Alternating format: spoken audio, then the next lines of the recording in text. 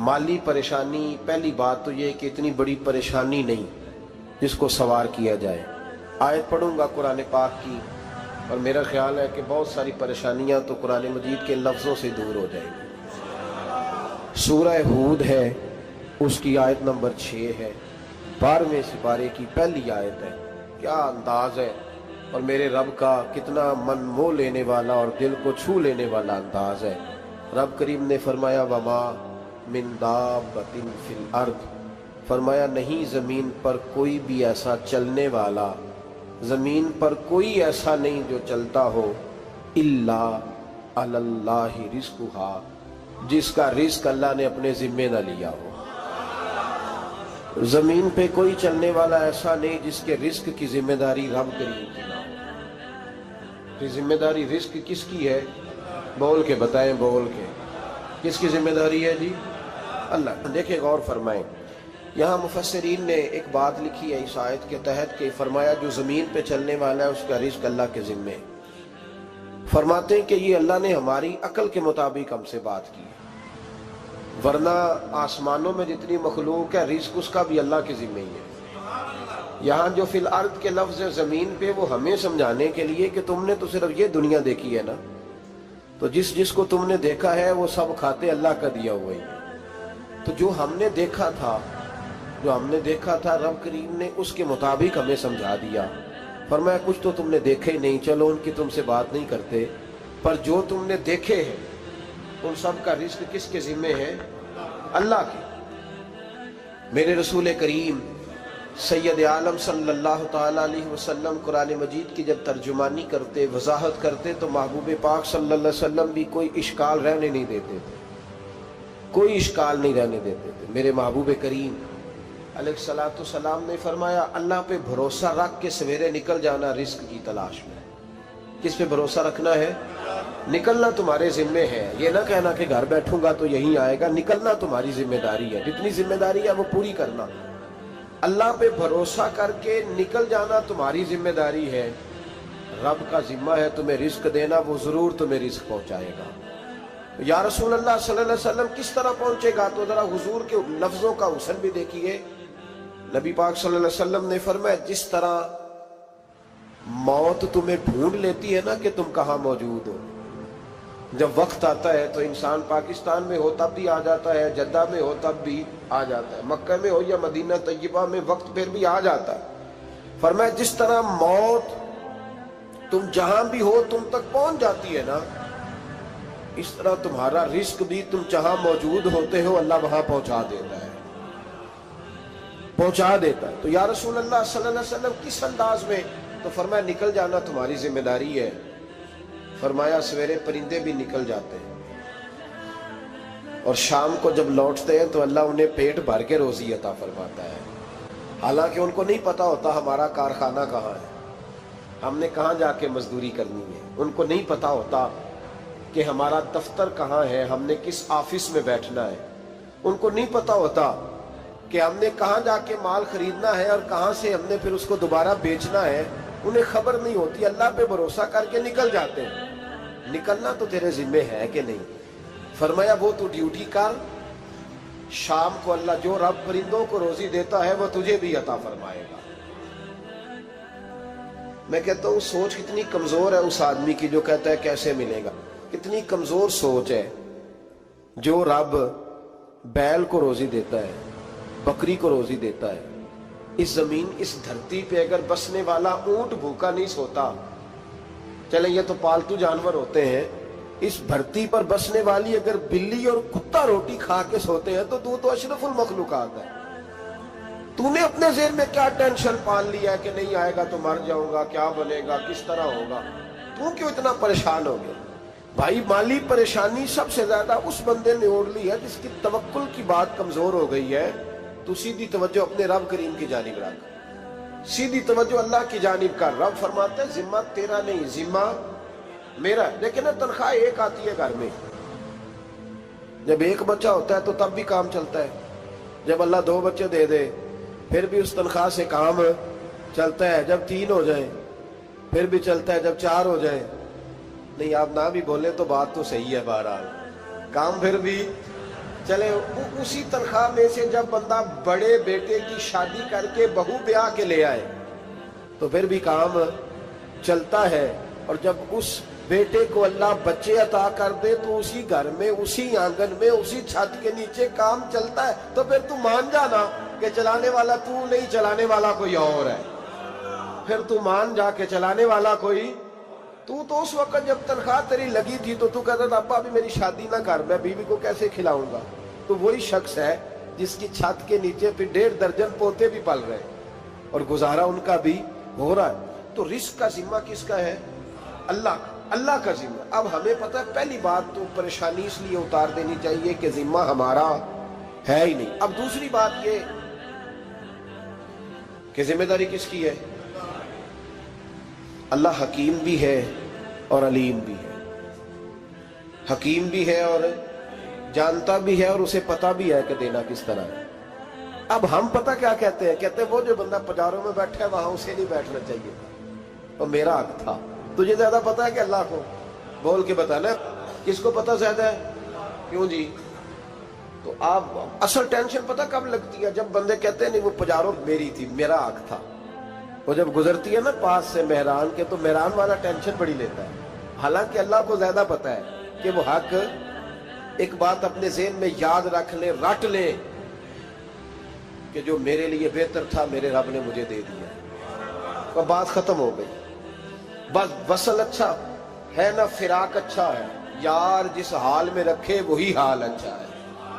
بس جو میرے حق میں بہتر تھا میرے رب نے مجھے، مسئلہ یہ ہے کہ تو اس پہ راضی ہونے کو تیار نہیں۔ حضرت علی کرم اللہ تعالیٰ وجہ الکریم نے میرے نبی پاک کی ایک حدیث بیان کی ہے، اور جناب علی جب یہ حدیث بیان کیا کرتے تھے تو حضرت مجاہد فرماتے ہیں یوں لگتا تھا کہ جیسے حضرت علی ہمیں ہر پریشانی سے نکال رہے ہیں۔ مولا علی شیر خدا رضی اللہ تعالیٰ عنہ فرماتے ہیں کہ مجھے میرے نبی پاک صلی اللہ علیہ وسلم نے ایک طریقہ دیا تھا ٹینشن فری ہونے کا۔ آپ فرماتے ہیں مجھے تو بڑا راس آیا ہے، تم بھی اگر کر لو گے تو تمہیں بھی فائدہ دے گا۔ کہا وہ کیا؟ حضرت علی کہنے لگے محبوب علیہ السلام نے فرمایا تھا لوگوں تم اللہ کے دیے ہوئے تھوڑے رزق پہ راضی ہو جاؤ، وہ تمہاری تھوڑی عبادت سے تم سے راضی ہو جایا کرو گے۔ بس تم 2 نفل بھی پڑھو گے تو اللہ راضی ہو جائے گا، تم 1 رکوع بھی سویرے اٹھ کے پڑھو گے تو وہ راضی ہو جائے گا، وہ تمہارے 313 درود شریف سے راضی ہو جائے گا، تم اس کے دیے ہوئے تھوڑے رزق سے راضی ہو جاؤ۔ ٹینشن اس لیے ہوتی ہے کہ ہم راضی نہیں جو اس نے ہمیں دیا ہے۔ وہ حال میں مزید کی جو دوڑ ہے نا، حال میں مزید کی، بے قدرہ کچھ قدر نہ جاتی، کیتی خوب تسلی ہو، دنیا دار پجاری زردے، کتیاں دے گل ٹلی ہو، بک بک روشن اکھیاں تکیو ویک حویلی کلی ہو، تے کوچ نصیر اساں جد کیتی پہ جانی تھر تھلی ہو۔ تو یاد رکھیں یہ جو ہے نا مصیبت کے مال آ کیوں نہیں رہا، وہ سامنے والا پلاٹ میرے گھر کے سامنے ہے گھر کے سامنے، پر رجسٹری میرے نام کیوں نہیں؟ یہ مصیبت سانس نہیں لینے دیتی۔ موٹر سائیکل کھڑی کرتا ہے نا جب آ کے دکان سے روٹی کھانے آتا ہے، دفتر سے گھر آتا ہے، کاروبار سے آتا ہے، تو جہاں موٹر سائیکل کھڑی کرتا ہے وہ ٹینشن بڑی ہے کہ کبھی میری ہو جائے نا یہ والی جگہ تو میں یہاں بھی بورڈ لگاؤں اپنے نام۔ اس نے مالی پریشانی پیدا کی۔ تو جس حال میں ہے، کیونکہ تو نے اپنا یہ حال خود نہیں بنایا، جس نے بنایا ہے وہ بڑا بہتر جانتا تھا کہ تو اسی حال میں اسے اچھا لگتا ہے۔ تو اسے اسی حال میں، ایک بزرگ تھے تو ان کی طبیعت بڑی علیل ہو گئی، بیمار ہو گئے، تو اللہ نے آزمائش دی تو کیڑے پڑ گئے وجود میں۔ ایک کیڑا یہاں سے کھا رہا تھا، اللہ والے بڑے راضی رہتے ہیں اس کی رضا پہ، تو کیڑا یہاں کھا رہا تھا تو نیچے گر گیا، تو بابا جی نے اٹھا کے پھر وہاں رکھ لیا، کہنے لگے جب اس نے تیری ڈیوٹی مجھے کھانے کی لگائی ہے تو میں اس بات پہ راضی ہوں، تو نیچے کیوں گرتا ہے؟ بس ٹھیک ہے کھا، جب اس نے تجھے ڈیوٹی جو تیری لگائی۔ سالبہ بن عبد الرحمن ایک صحابی تھے، سالبہ غالباً، نبی پاک صلی اللہ علیہ وسلم کی خدمت میں آئے، کہنے لگے یا رسول اللہ صلی اللہ علیہ وسلم غربت بڑی ہے، میرے لیے دعا کریں اللہ زیادہ مال دے۔ تو محبوب صلی اللہ علیہ وسلم نے فرمایا تو جس حال میں اچھا ہے وہ تیرے لیے بہتر ہے، اس میں تو ہے وہی حال تیرے لیے۔ مشکل ہے نا یہ جواب سننا؟ کہتے پیر صاحب فلان جگہ سے تویز آیا، وہاں تو وارے نے آرے ہو گئے، تو آپ کے ہاں؟ تو میں کہتا ہوں یہ تویز دینے والا اگر تویز دے کے امیر بناتا ہے تو پہلے خود کیوں نہیں بنتا؟ یہ خود تو 150 کا تویز بیچ رہا ہے، اپنی بیچارے کی حالت یہ ہے۔ اگر اتنا ہی تویز اس کا چلتا ہوتا تو پہلے 5 جو پجاروں اس کے دروازے پہ کھڑی ہو۔ عجیب چکر ہے اور عجیب جگہ لوگ الجھ گئے، سمجھتے ہی نہیں بات کو۔ یا رسول اللہ صلی اللہ علیہ وسلم دعا کر دے تو محبوب نے کیا فرمایا؟ فرمایا تو جس حال میں ہے نا وہ حال تیرے لیے بہتر ہے، اسی میں رہ۔ کہ نہیں حضور دعا کرے۔ فرمایا سال بعد تو باز آ جا۔ حضور دعا کرے۔ فرمایا تو باز آ جا۔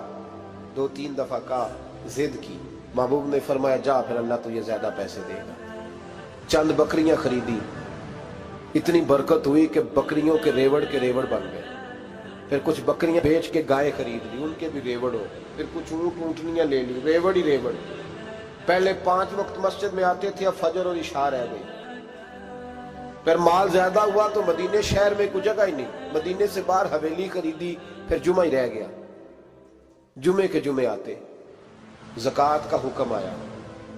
میرے نبی کریم علیہ السلام نے حضرت ابو ہریرہ کو بھیجا، فرمایا جا اسے کہہ تیری زکوٰۃ بنتی ہے 2.5%۔ 10 کروڑ روپیہ ہو تو کتنی زکوٰۃ بنتی؟ بھئی 1 کروڑ کی 2.5 لاکھ ہوئی نا، تو 10 کروڑ کی کتنی ہوئی؟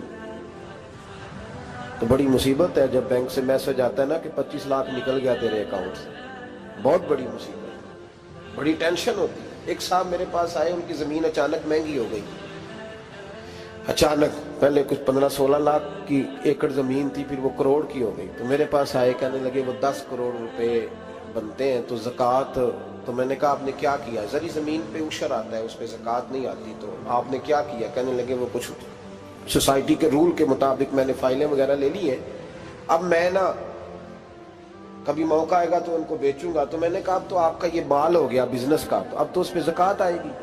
10 کروڑ پہ جب 25 لاکھ سنا تو کہنے لگے فوراً دینی پڑتی ہے کہ تھوڑی تھوڑی سے بھی کام چل جاتا ہے؟ تو میں ان کا چہرہ دیکھنے لگا، میں نے کہا نہیں وہ تو آپ کو پتہ ہے، ویسے حضرت عمر فرمایا کرتے تھے بانٹ کے نہ دو، کوشش کرو کسی ایک کو ہی دو، چلو کسی کا تو کچھ بن جائے، تو ایک کو ہی دینی چاہیے۔ کہنے لگے تو مطلب یہ ایسا ہی حکم ہے؟ میں نے کہا آپ کسی اور سے تحقیق کر لیں۔ اب یہ بھائی لیتے وقت نہیں تجھے ٹینشن ہوئی کہ 15 لاکھ کا کروڑ ہو گیا، تو اس وقت کبھی تو نے کہا کہ یا اللہ تو یہ کیسی سوچ ہے مسلمان، کس طرح کا اس کا؟ ہمارے ہاں جب کسی آدمی پہ حالات خراب ہوتے ہیں نا تو سب سے پہلے وہ اس طرح کرتا ہے کہ جو میں کہیں اللہ کے رستے میں دیتا ہوں پہلے اسے بند کروں۔ جس رستے تجھے آ رہا تھا پہلے تو نے وہ رستہ بلاک کیا۔ حضرت اسماء بنت ابی بکر صدیق کہتی ہیں میں حضور کو مسجد کے لیے، ادارے کے لیے، صحابہ صفہ کے لیے کچھ دے رہی تھی، تو میں نے گننا شروع کیا تو حضور مسکرانے لگے۔ حضور مسکراتے کیوں ہیں؟ تو فرمانے لگی، محبوب فرمانے لگے اسماء اللہ کے رستے میں گن گن کے نہ دیا کر، ورنہ وہ بھی تجھے گن گن کے دے گا، تو اس کے رستے میں بے حساب دے، وہ بھی تجھے بے حساب ہی عطا فرمائے۔ لیکن پہلے یہ والا پہلے دروازہ بند کرو، یہاں سے پیسے ختم ہو رہے ہیں، تو اس طرح کرنا بھائی۔ اس دفعہ سوٹ ذرا گرمیوں والے نہ خرید، لیکن جو تو اللہ کے رستے میں دے رہا ہے اسے دیتا رہے، لیکن ہم اپنا نقصان کرتے ہیں، زیادتی کرتے ہیں اپنے ساتھ۔ میں نے آپ کو پہلے بھی بتایا تھا پیار کی بولی ہے، پھر بولتا ہوں۔ ایک بڑے بڑے پیار والے دوست ہیں، ایک دفعہ مجھے کہنے لگے کہ آپ کئی دفعہ اعلان کرتے ہیں تو مجھے اچھا نہیں لگتا، اور آپ ادارہ بھی بہت زیادہ بننے والا ہے، بڑی چیزیں میں دیکھتا ہوں جو ہوں تو بڑا نظام اچھا ہو جائے، آپ دعا کریں اللہ مجھے پیسے دے تو میں بڑے سارے خرچ کروں گا اس کے رستے میں۔ تو میں نے کہا یا اللہ اسے 10 کروڑ دے، یہ 9.5 کروڑ تیرے رستے میں دے دے گا۔ تو چپ کر گیا، جس طرح آپ نہیں کر گئے سارے، چپ کر گیا وہ بھی۔ اس نے کہا جی نہیں جی انشاءاللہ کریں گے۔ تو میں کیا پلیا جی دعا پہ ہی ہوندی ہے، ابھی تو وہ آئیں گے تو تب دیکھی جائے گی، تو یہیں اڑ گیا ہے۔